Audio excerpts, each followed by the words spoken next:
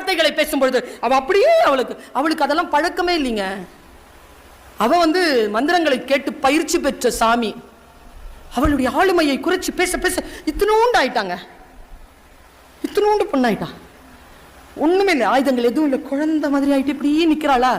அவன் வாள் எடுத்துக்கிட்டு வெட்டுறதுக்கு வரும்போது எங்கிருந்தோ வந்தாருங்க மிஸ்டர் சிவபெருமான். ஹே சக்தி, நீதானடி சிவனுக்கே சக்தி தருகின்றவள், நீதானடி இந்த உலக மாதா, நீதானடி இந்த உலகத்தை நிர்வகிக்கின்ற நிர்வாகி, நீதானடி பேரழகின் சொல்ல சொல்ல சொல்ல சொல்ல அப்படி வளர்றா. கட்சி கொன்னுட்டா துர்கா மாசுர. அன்றிலிருந்து அவள் துர்கை என்று அழைக்கப்படுகிறாள்.